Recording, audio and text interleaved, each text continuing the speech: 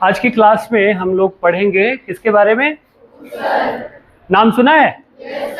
School में पढ़ा है? चलो, सर्ग के बारे में हम आज की क्लास में बहुत विस्तार से और अच्छे से बात करेंगे। उससे पहले आपको एक अच्छी सी बात बताता हूँ। आप लोग मोबाइल पे गेम खेलते हैं? तो कभी आयरन मैन या सुपरमैन का गेम खेला है? तो आप देखते होंगे कि आपके पास, आप गेम खेलते होंगे, आप कॉमन मैन हैं, लेकिन जैसे ही आपके पास पावर आ जाता है तो आप एकदम मार धाड़ पूरा शुरू कर देते हैं, आप बहुत पावरफुल हो जाते हैं। उपसर्ग का मामला भी पूरा पावरफुल वाला मामला है, ठीक है? शब्द एक ही है, लेकिन उसमें कोई पावर जुट जाता है तो उसका अर्थ भी बदल जाता है और उसका विशेष अर्थ भी हो जाता है। वही है उपसर्ग, कुछ नहीं है। जैसे कि मैं कहूं, एक शब्द है हार, शब्द है, सुना है ना? हार। हार का मतलब क्या होता है? हार जाना। हार का मतलब हारना भी होता है। हार का मतलब गले की माला भी है। अब देखिए, इसमें कुछ कुछ चीजें मैं बता रहा हूं और सुपरमैन की तरह कैसे इसका अर्थ बदल जाएगा। हार शब्द है, उसमें अगर प्र जोड़ देंगे तो क्या शब्द हो जाएगा? प्रहार का मतलब क्या होता है? मारना, जोर से वार करना, ठीक है? इसी हार में आ शब्द लगा दीजिए, क्या मतलब हो जाएगा? भोजन। यही है सुपरमैन। शब्द हार ही है। अब इसी हार में एक और शब्द लगा दीजिए, उप। उपहार का अर्थ क्या होता है? गिफ्ट होता है ना, कोई चीज किसी को देना हुआ। तो कहने का मतलब यही है, उपसर्ग ऐसे शब्द जो किसी मूल शब्द के पहले लगते हैं और उसका अर्थ बदल देते हैं या उसका कोई विशेष अर्थ सामने आ जाता है, इसे हम उपसर्ग या अंग्रेजी में प्रीफिक्स कहते हैं। और हमेशा याद रखिएगा, उपसर्ग और प्रत्यय को लेकर के कंफ्यूजन रहता है। हमेशा याद रहिएगा, उपसर्ग में ऊ है, ऊ का मतलब ऊ से उपसर्ग, ऊ से ऊपर, ठीक है? तो इसका मतलब यह है कि ये जब भी लगेगा पहले लगेगा और प्रत्यय हमेशा बाद में लगता है। अब इसी को थोड़ा और डिटेल में अच्छे से हम समझते हैं। आइए सबसे पहले अर्थ और परिभाषा पर लौटते हैं कि उपसर्ग का अर्थ और उपसर्ग की परिभाषा क्या है। देखिए, भाषा के मूल शब्दों की संख्या तो सीमित होती है, उन्हीं शब्दों से काम चलाना है ना? तो क्या करना होता है, उन्हीं शब्दों में कुछ शब्द आगे जोड़कर, कुछ पीछे जोड़कर, संधि से या समास से भाषा विकसित होती है या भाषा का रूप विस्तार पाता है। भाषा में मूल शब्दों की संख्या सीमित होती है, इसलिए नए शब्दों के निर्माण के लिए उपसर्गों का प्रयोग किया जाता है। नए शब्द निर्मित होते हैं। जैसे हार में प्र लगा दिया तो एक नया शब्द बन गया कि नहीं? क्या नया शब्द बना? उप लगा दिया तो नया शब्द क्या बना? तो उससे नए शब्दों का निर्माण होता है। उपसर्ग दो शब्दों के मेल से बना है, उप और सर्ग। उप का अर्थ होता है समीप या पास आना, करीब आना। जैसे हार शब्द है तो उप करीब आया और शब्द क्या बना? उपहार। और सर्ग का अर्थ होता है निर्माण या सृष्टि करना। अब उप आया, हार के पहले, हार के निकट आया और एक नया शब्द क्या निर्मित हो गया? उपहार। तो वे शब्दांश जो किसी शब्द के आरंभ में जुड़कर उसके अर्थ में परिवर्तन, नई विशेषता या बदलाव लाते हैं, उसे हम उपसर्ग कहते हैं। जैसे कि मैंने पहले ही आपको उदाहरण में समझा दिया है, यदि हार मूल शब्द में प्र उपसर्ग जोड़ा जाए तो क्या होगा? प्रहार, चोट। आ जोड़ने पर क्या बनता है? आहार यानी कि भोजन। और उप जोड़ने पे क्या बनता है? उपहार यानी कि भेंट या गिफ्ट, ठीक है? तो इस तरह से वे शब्द, अब एक शब्द है शांत, ठीक है? उसमें एक उपसर्ग लगा दीजिए अ, अर्थ बदल गया। उसमें एक और उपसर्ग लगा दीजिए प्र, अर्थ बदल गया। उसमें एक और उपसर्ग लगा दीजिए नी, बदल गया। शांत है, एक ही मूल शब्द है, लेकिन जैसे जैसे उपसर्ग उसमें लगाया जा रहा है, नए शब्द बनते चले जा रहे हैं और उनका अर्थ भी उस शब्द से अलग हो रहा है। इसे ही उपसर्ग कहते हैं। आगे बात समझ में?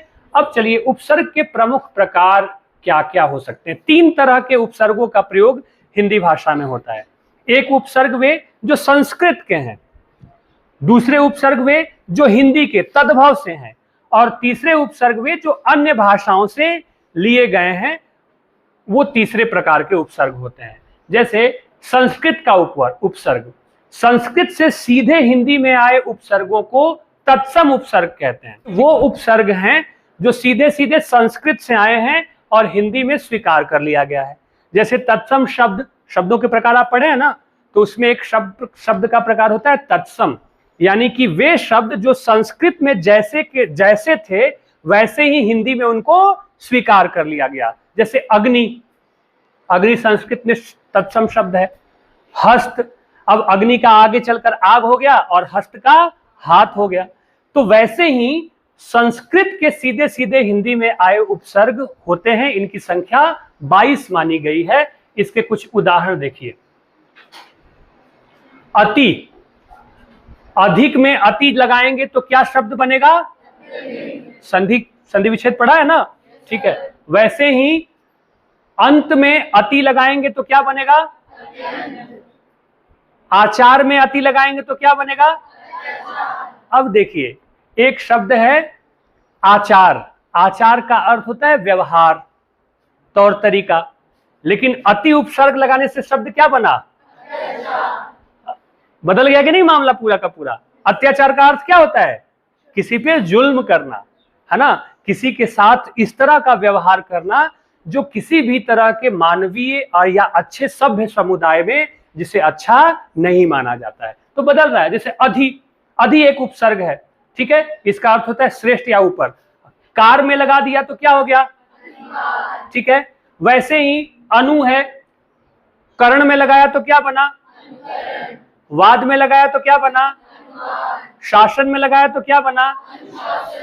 ठीक है। वैसे ही अप है, अप का अर्थ होता है बुरा या हीन। मान में लगा दिया तो क्या होगा? शब्द में लगाया तो क्या होगा? अर्थ बदल रहा है ना। एक है शब्द शब्द, ठीक है, और उसमें अप लगा दिया तो वह गाली हो गई, बुरा शब्द हो गया। तो वैसे ही मान में लगा दिया अभी तो अभिमान हो गया, नंदन में लगा दिया तो अभिनंदन हो गया। वैसे ही आप सीधे सीधे उदाहरण से आप देख रहे हैं कि यह किसी शब्द के पहले आकर के लगता है और उसके पूरे अर्थ को बदल देता है या उसे विशेष बना देता है। इसे हम उपसर्ग कहते हैं। ढेर सारे उदाहरण मैंने यहाँ पे रखे हैं आपको देखने के लिए, ताकि चीजें आपके लिए आसान हो जाए। ठीक है, आई बात समझ में? देख रहे हैं ना सारा का सारा उदाहरण आप लोग? हाँ, ठीक है। दुर या दुष, ये भी उपसर्ग है। घटना में लगा देंगे तो क्या हो जाएगा? दुर्घटना क्या मतलब हुआ? एक्सीडेंट, मतलब अनहोनी, बुरी घटना। ठीक है, चलें। तो इस तरह से इनकी संख्या लगभग 22, इनकी संख्या 22 मानी गई है जो संस्कृत से लाए गए उपसर्ग हैं। ठीक है, चलिए देख लिया सर आपने। ज्ञान में भी उपसर्ग लगा तो क्या होगा? देश में लगा तो गए हैं आप लोग विदेश? नहीं गए हैं? कितने लोग विदेश जाना चाहते हैं? जाना चाहते हो? घूमना चाहते हो? पूरा देश पहले घूमिए एक बार कभी प्रयास करिए। जब भी आप कमाइएगा पैसा, जब आप कमाइएगा तो अपना देश जरूर घूमिए। अपना देश भी बहुत सुंदर है और अपना देश बहुत सस्ता है बाकी दुनिया के देशों की तुलना में। अगर आप रेलगाड़ी से घूमना चाहें तो बहुत ज़्यादा पैसा खर्च नहीं होगा। थोड़े जब आप बड़े हो जाएं तो हर साल छुट्टियों में कभी कभी घूमने जाया करिए। कभी बिहार चले जाइए, कभी आप नॉर्थ ईस्ट चले जाइए, कभी आप दक्षिण भारत चले जाइए। अच्छा, आप में से कितने लोग आज तक ट्रेन में नहीं चढ़े हैं? काफ़ी लंबी संख्या है, मुझे पता है। ठीक है, हवाई जहाज में? आप में से कितने लोग ऐसे हैं जो जहाज की सवारी कर चुके हैं, प्लेन में जा चुके हैं? आप कहाँ गए थे आप? बेंगलोर गए थे। आगे बढ़ें, चलिए। दूसरा जो प्रकार है वह है तद्भव के उपसर्ग, हिंदी के उपसर्ग।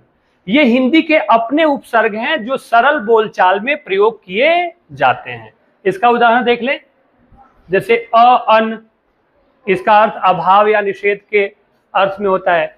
ज्ञान में अ उपसर्ग लगा तो क्या बनेगा? अर्थ क्या होगा? अनपढ़ और अज्ञानता में क्या अंतर है? बिना पढ़ा लिखा आदमी भी जो कॉलेज विश्वविद्यालय नहीं गया है वो ज्ञानी नहीं हो सकता है क्या? कबीर तो कहीं स्कूल नहीं गए थे, कॉलेज नहीं गए थे, लेकिन क्या वो ज्ञानी नहीं थे? तो अनपढ़ कौन है? उसको पढ़ना लिखना नहीं आता है।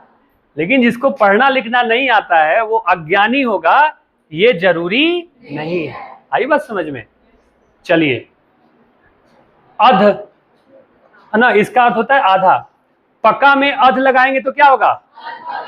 अर्थ उलट गया ना।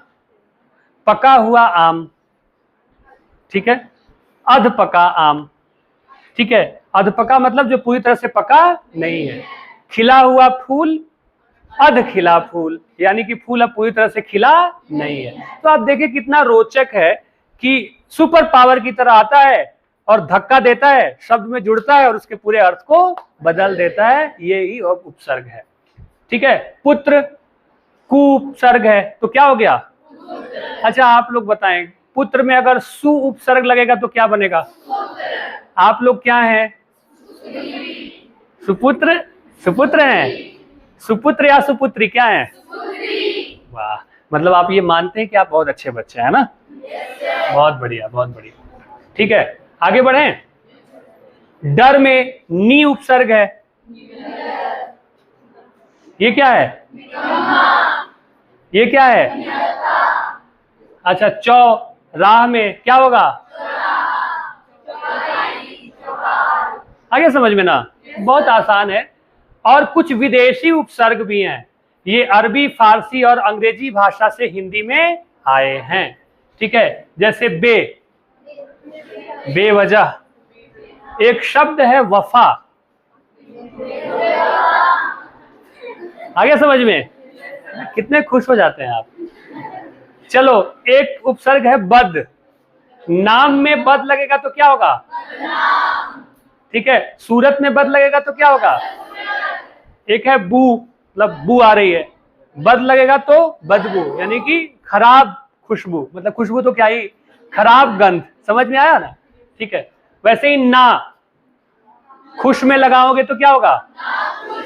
समझ में लगाओगे तो, राज में लगाओगे तो। वाह, इतने बड़े इंटेलिजेंट हो यार आप, एकदम से जवाब दे रहे हैं। वैसे ही गैर है, कानूनी में क्या लगेगा? गैर तो क्या होगा? सब आपको आता है, आई बात समझ में? जैसे अंग्रेजी का है, ठीक है, अंग्रेजी में मान लो हेड या डिप्टी, तो मास्टर में हेड उपसर्ग लगेगा तो क्या होगा? यानी कि मुख्य शिक्षक। कमिश्नर एक शब्द है, डिप्टी लगाओगे तो क्या हो जाएगा? तो ये उर्दू के, अंग्रेजी के, अलग अलग भाषाओं के शब्द हैं, ठीक है, जो इस्तेमाल होते हैं मूल शब्दों के साथ और उनका अर्थ बदल जाता है। ये भी उपसर्ग हैं। कहीं कहीं हिंदी में एक से अधिक उपसर्गों का भी प्रयोग होता है, इसे भी थोड़ा सा ध्यान से समझिए। जैसे कि असुरक्षित, ठीक है, तो दो उपसर्ग यहां पे लगे हैं। कौन कौन से? अ और सु। मूल शब्द क्या है? तो क्या बना? समाचार, सम जोड़ आ जोड़ चार, यहां पे भी दो उपसर्ग लगे हैं। अत्याचार, संधि विच्छेद करते हैं ना जो, वही समझिए। पर्यावरण, परि जोड़ आ जोड़ वरण। वैसे ही समालोचना, सम जोड़ आ जोड़ लोचना। यानी कि हिंदी में ऐसे भी शब्द हैं जहां एक से अधिक उपसर्गों का प्रयोग किया जाता है। वो आप जब आप संधि पढ़ेंगे, संधि ठीक से जान लेंगे, संधि विच्छेद, तो ये चीजें आपको और ज्यादा अच्छे से समझ में आ जाएंगी। फिलहाल आपको यही समझना है कि उपसर्ग एक पावर बूस्टर है। आपका डेटा खत्म हो जाता है ना मोबाइल में, तो क्या कहते हैं, बूस्टर, या कोविड आया था तो बूस्टर डोज लगाते थे ना, तो बूस्टर डोज से क्या होता था कि भाई अब कोविड नहीं होगा। छोटे थे ना आप लोग उस समय? कौन सी क्लास में पढ़ते थे? 7th क्लास में थे? हाँ, अब तो 5 साल हो गए ना, तो 7th या 8th क्लास में होंगे आप, है ना? तो 7वीं 8वीं क्लास में थे जब कोविड आया था, तो बूस्टर जैसे लगता है ना, बूस्टर डोज, वैसे ही ये शब्दों के आगे आकर बूस्टर लगाते हैं और उसके पूरे अर्थ को बदल देते हैं, इसे हम उपसर्ग कहते हैं। आगे बात समझ में? तो ये उपसर्ग है। कल की क्लास में हम लोग प्रत्यय के बारे में पढ़ेंगे, उसके बाद फिर क्रिया, समास और संधि के बारे में जानेंगे। ठीक है ना? कोई दुविधा तो नहीं है आपको?